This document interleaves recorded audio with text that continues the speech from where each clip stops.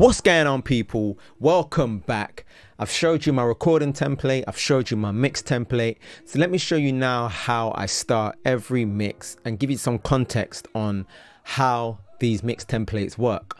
So I'm going to show you from the very beginning, from the title screen.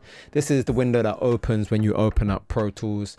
And you get an option to create or open a previous project. So we're going to create a new one using our mix template. We're going to name the track. So this is Tiny Boost Certified. And I'll write tutorial just so I don't confuse myself later on. All right, cool. So 44.1 kilohertz, 32-bit float. Let's do it. Okay, so this is the first window you see when you open up my template. And the first thing we need to do is bring in our stems. So file, import audio. Now I'm going to keep this window off screen just in case I accidentally expose some sensitive files. All right, cool. So here are the stems. We're going to copy over the vocals, and then these are the beat stems. We'll convert that over as well. Done. Use current folder, and then that's going to process, and then this window pops up, new track, and then boom, all of our stems are loaded up and ready to go. So the first thing I do when I load up some new stems is I make sure I know what everything is. So I go through them all. So adlibs 1, and I just make sure that the naming is correct. So we don't need all of this, so we can just delete it. So we know it's just a kick. This is stabs.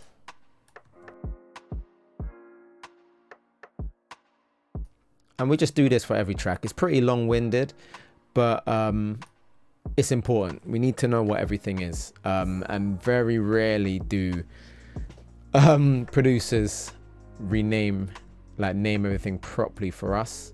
But this is better than nothing, what they've done here. Sometimes I get stems and it's like audio 1, audio 2, audio 3, and it's just like, man, you do not want to make my life easy, clearly. So all of our stems are nice and labeled to make it easier for us. And what I do next is I group all the drums together. So our kick, our snare. Sometimes it's easier to do it on this window, to be fair. Snare 2, open hat, and hi-hat. So we're going to move all of these over to the very beginning of our track, which is here. So these are all our drums. I like to make my drums red. So Bosch, and then we bust these two drums.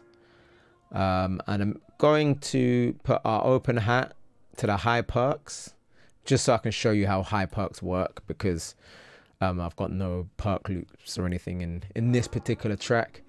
Then we move on to the music, which is basically in this track. Oh wait, no, we're going to use the bass. Sorry, the bass. Where are the 808s? Bam. So 808 and that Moog bass. That gets put down here. And then we bust that to, what do we bust it to again, guys? Oh yeah, bass low and high. So that gets split into these bass low and bass high. By the way, if you've not watched my mix template video, make sure you watch that now so you understand what I'm doing a bit better. Then I put the colors like that, kind of darker red. Then our music, so it's basically everything else that's not vocals. So sample, string bells, riser, swoosh, and that's it. Yeah, that's it. Bosch. And I'll make those orange, move them up to the music. output goes to music. I'd probably put this sample at the top just because it's the main kind of instrument. And then we sort out these vocals. So our lead vocals, it goes to lead vocals.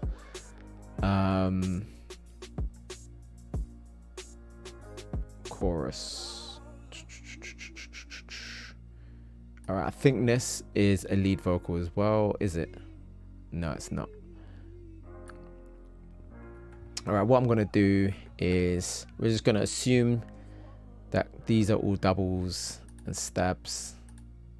So all of the doubles and stabs can go to our background vocals, and we choose a nice like, actually no, we're gonna choose a green. I like green for doubles. Yeah. Bus that to our background vocals bus. This goes to our lead vocals bus. And we're gonna make it yellow or orange. Yellow, let's do yellow. Lead vocals, background vocals, that all looks good. And then our ad-libs, oh yeah, you can't forget the producer tag. I usually just put that in with the music here. There you go. And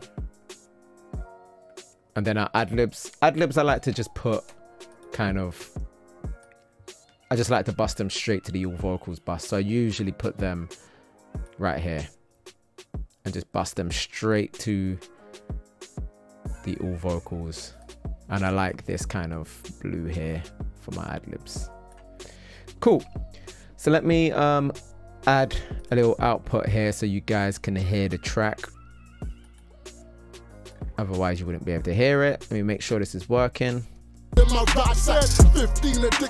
Yep, that's working. I might turn it down a little bit.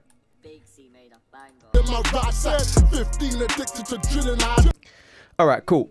So now we're pretty much ready to start mixing. I like to, of course, figure out the BPM, which usually is quite easy with like rap and stuff, because you can kind of see where the track drops here for that first kick.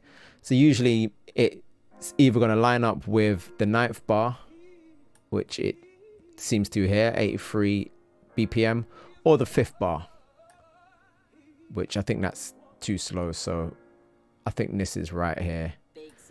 And then usually I just go through to make sure it all lines up. So yeah, can you see it's lining up with the lines there? The kick drums are all lining up with all the lines. So we know now we're in the right tempo. If you want to be sure, you can add a click track and see if it matches with the click, but I don't really need to. So the next thing I do is I add the console 1 to every track.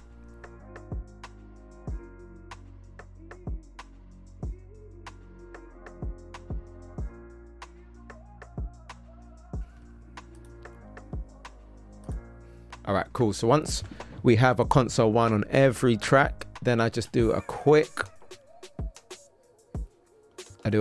bit of what's it called? My brain has gone blank. Some gain staging. That's the word I'm looking for. Gain staging. Sorry, I've not had my coffee today. So how we gain stage is we just go through the track and make sure everything is hitting about -12. I have a meter on my desk as well that I sometimes use, but usually it's just a matter of making sure everything is hitting -12, and I like to do it with the console 1.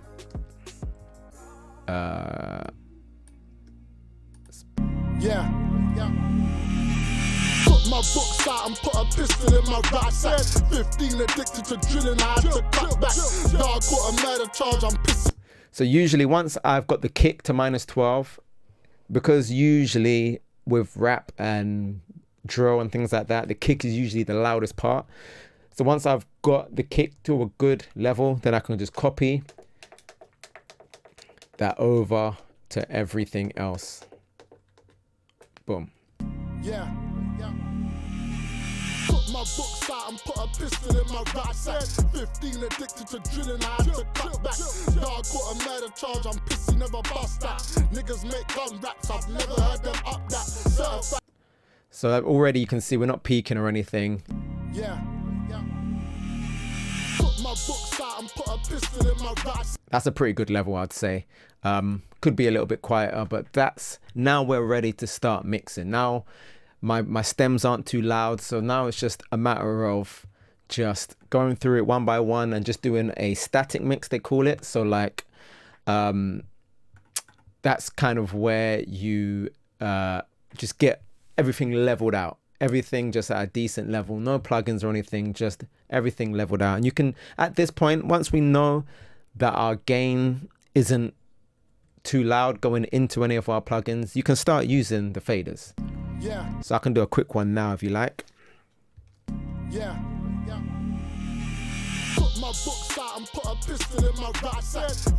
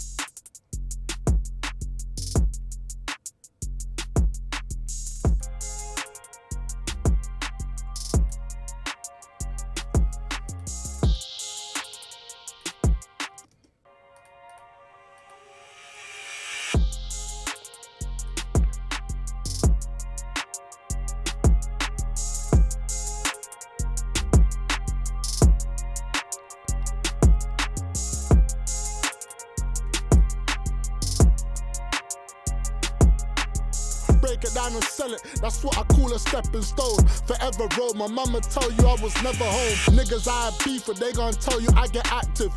These niggas beefing but all they do is rap this. Killers in their captions, I think all these rappers catfish. Shorty spoke Spanish, had to smash it without plastic. And they got the nerve to ask me while I'm still a savage. Michael was a good dude, they killed him on his mattress. Traumatized, I made birds cross the borderline. And niggas never bring their cash when it's order time. Salute the ones that didn't rap and they did all the time. Drug play, gun play, yeah, I did all them crimes. I know the bangers, all the trappers, I know all the slams. I did years in that slammer, so free all the guys. They gone for bodies, they ain't doing manslaughter time. When they compare me to these nerds, I feel mortified. All right, cool. So at that point, I'm ready to start mixing. I'm ready to start going through each of my tracks and adding what I need to add on it. And yeah, that's pretty much how I start every single mix. I would usually do this whole process that you just saw there.